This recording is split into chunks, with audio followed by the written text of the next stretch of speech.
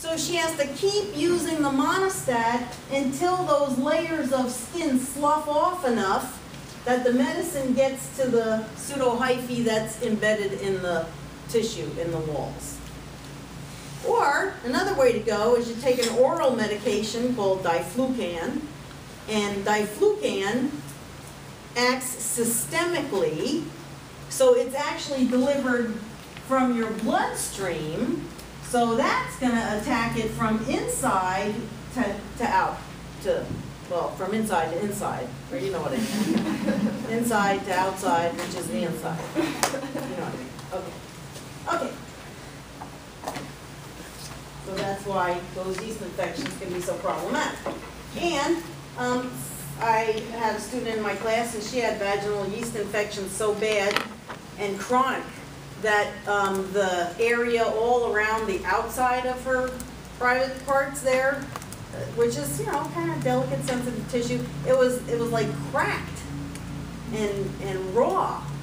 And just like a patient could have a yeast infection maybe in a cleavage, you know, got a patient doesn't move too much, maybe she's diabetic in a nursing home, she's got a big fold of skin, and under that fold of skin it's dark and white and the candida overgrow, and when you lift it up to give a sponge bath, you can move the white stuff away, but the skin is raw and irritated because those pseudohyphae have penetrated the layers of skin.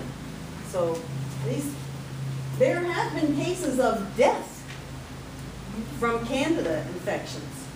People have died from it because it just penetrated so badly it got into the bloodstream, or penetrates the walls of the organs. Because remember, it's all in your digestive tract and everything. So now we'll do a little Candida slideshow for your entertainment and education. That was on like Dr. G last week. There was a HIV positive patient that died of Who's Candida. Dr. D? Dr. G, it's like a medical Dr. examiner. G. Yeah. Oh yeah, what he died? He was an HIV positive patient and died of Yeast Candida. infection? Yeah. Wow. It started in his mouth and then it was systemic and they caught it too late. Aw. I know, you wouldn't think it's like, come on, it's a yeast infection. Yeah, but for some people, it can be a real problem.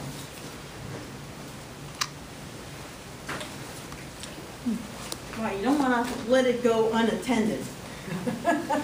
And it would be irritating enough that you wouldn't let it go unattended. But you know, if you're an advanced AIDS patient, you got so many issues, you know. Let's see. Come on.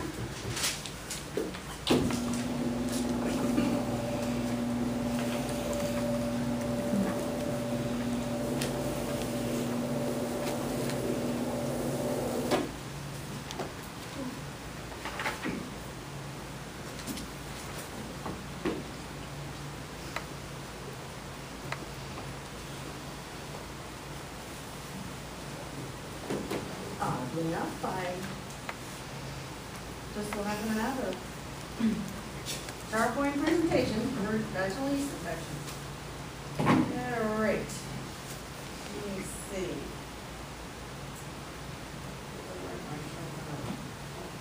Okay, got it.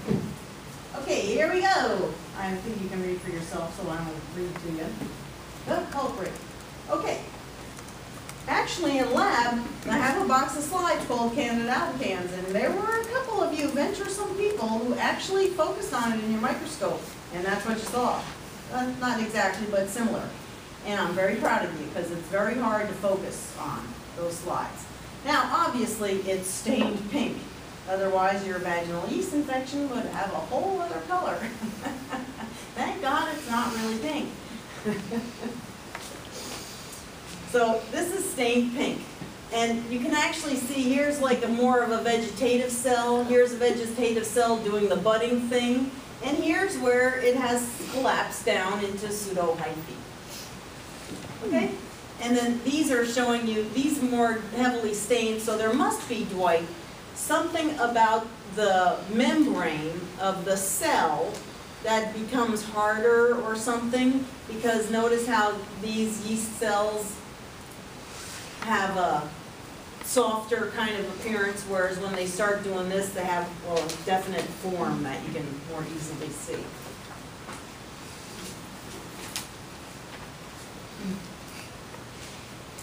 Normal flora, digestive tract and vagina.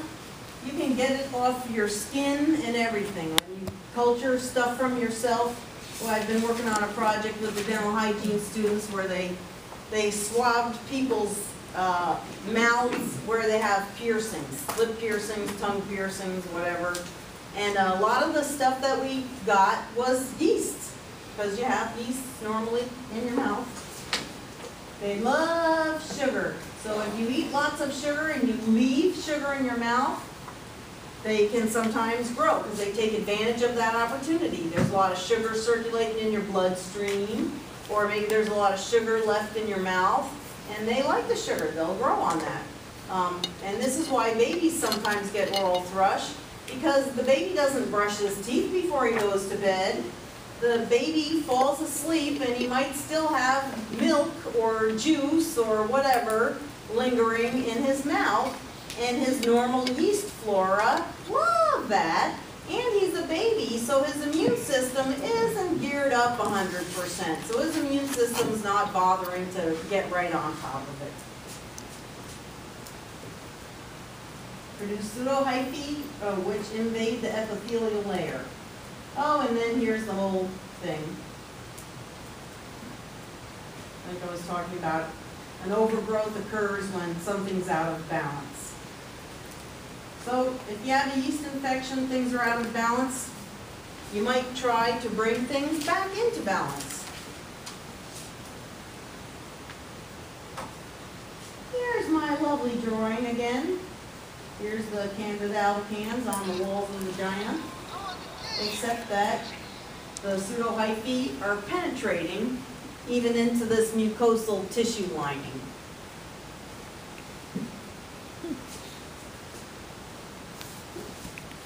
And by the way, I have pamphlets around.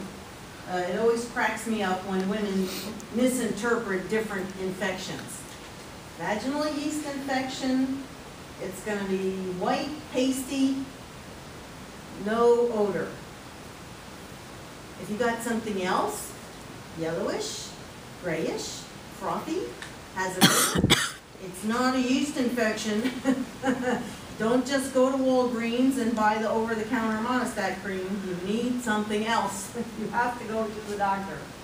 And you can even get a vaginitis that's from normal bacterial flora. It's not sexually transmitted. Don't go blaming anybody for anything. But it's not a yeast infection. It will have an odor. It will have a different feel and appearance. But you need to get it treated differently. Monistat ain't going to work for that. And then again, there are those infections that are STDs, and you want to make sure you get rid of those. So my point is, don't confuse vaginal yeast infections with bacterial infections with STDs.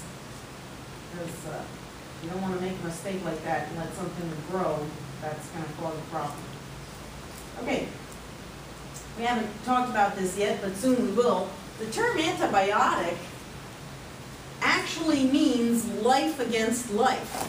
The original antibiotic was penicillin, which was produced by a mold, Penicillium. Why would Penicillium mold produce an antibiotic? Because it wants to get rid of the competition from bacteria. So when penicillin or Penicillium mold is out in the dirt competing with Streptomyces and Bacillus, bacitracin, you know, all these critters out there competing for space and nutrients in the dirt, they're like, get the hell out of here, this is my square inch, you know? So they produce an antibiotic around them that keeps the others away. And that's where we got antibiotics from. So it actually means a natural substance produced by one living thing that's anti another living thing. Then nowadays we just call antibiotics anything that works against our infections, and a lot of them are synthesized in the lab, but originally they came from real life things.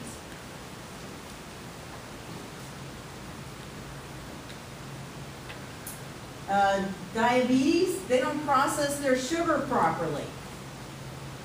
Because they don't process their sugar properly, it gives an opportunity to their yeasts to overgrow. Let's see if I have this in here. Also with diabetics, and also with just people taking various drugs or going through hormonal fluctuations, you'll experience pH changes. And a pH change in the vagina can be indicative of whether it's a vaginal yeast infection or something else, okay? So, normal vaginal pH is 3.5 to 4.5. So that's acidic. The vagina is supposed to be acidic. If the pH of the vagina starts moving toward more neutral, closer to 7, that's going to allow the Candida yeasts to flourish. So, you go to the doctor, and she puts a little piece of pH paper between your legs. Don't be surprised. It's a good way to know. Good way for you to figure it out at home. In fact, they sell the pH paper as a little test strip in the pharmacy. You can test yourself and figure out if it's a vaginal yeast infection or something else. If the pH paper comes out acidy, that's good news. That's good. Something still may be going on, I'd still see a doctor. If it comes out neutrally, it's probably a yeast infection. If it comes out more basey, that could be a bacterial vaginosis or something else that you want to get checked.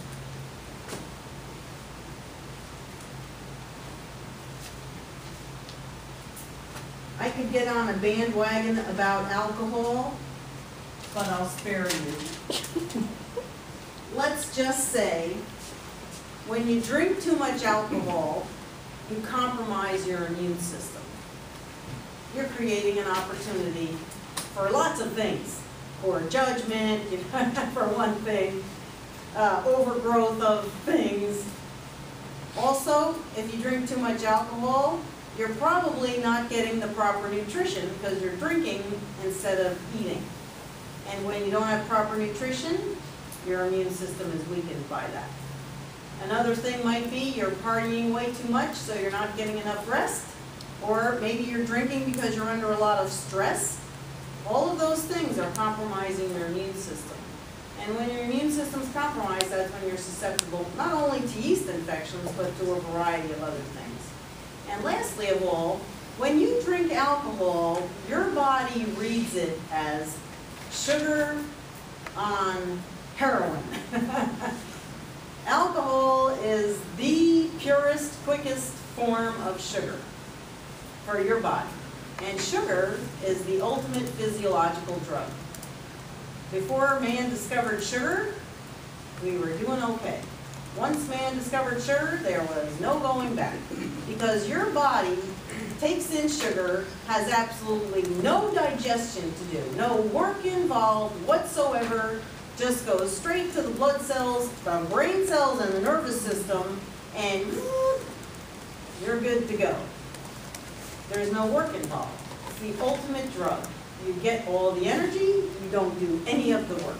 And that's also why it's so effective. Now, sugar is probably worth about 7 calories per gram.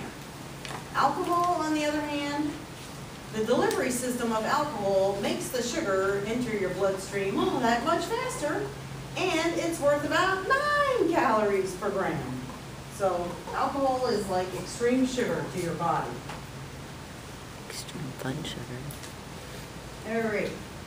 And of course, birth control pills and other hormone-based drugs like steroids can change the environment in your body, man or women, and cause you to get yeast.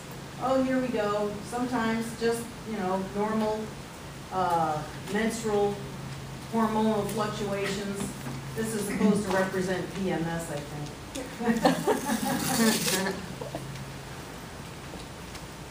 Oh, yeah. With Nancy's tampon. Dr. O'Neill's like, I can't show that. You know, I believe this product might be needed, but these kinds of products are just an assault on femininity. You don't need them. If there's a problem, then you might need it.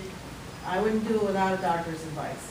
But if you douche, you're upsetting the pH, and you do not want to do that. Eat some yogurt. Some doctors say, put some yogurt up there. It's like, really? I don't have enough white pasty stuff up there. Put yogurt up there. And the yeast and the monostat, now we have the yogurt in there. Jeez. Oh yeah, pantyhose. That's another assault on femininity, pantyhose. Tight jeans I can get along with, but pantyhose, forget about it. It's just unnatural. Come on, go. Okay, this is an old-fashioned gynecological. Let's see what's going on up there. Wow. That's a funny thing. Now you know why they died of infection after delivering a baby.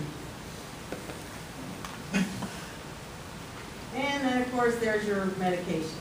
Monostat cream, you can now buy over the counter. And by the way, monostat, the name monostat means stat, stop, mana, the manila. The old-fashioned name for Candida was Manila. So monostat was named Stop the Manila. And it's miconazole, an antifungal ingredient. And if you got a vaginal yeast infection, this does nothing for that. You need this. You need an antifungal. This is not an antifungal, I don't think. I think it's just an anesthetic or something. So you gotta pay attention to what you're doing. Everything our moms didn't tell us. Damn it. Oops, complications. Here's blah, blah, blah, we can, didn't talk about death here.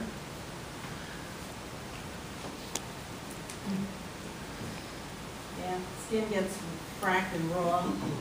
Oh, then you could get a secondary infection. Huh, that's even worse. Because in that perianal area, there's all kinds of germs down there. And if your skin is broken because the pseudohyphae have penetrated it and it's cracked and raw, then those other germs can get in and enter your bloodstream and you're going to get really sick. Okay, now that's it. To exit.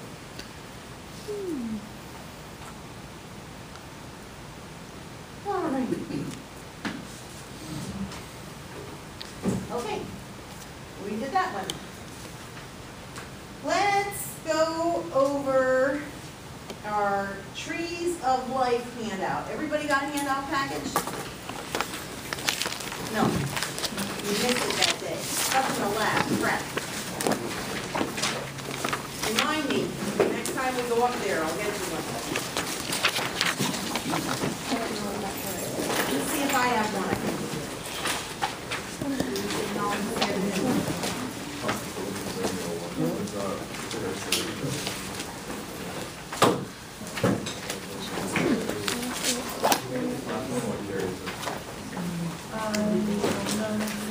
Yeah, you can have this one.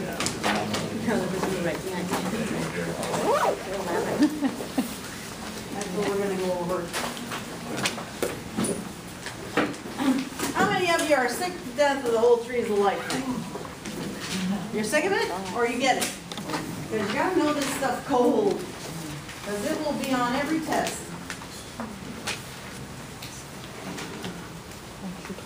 So I figured I'd review it for you.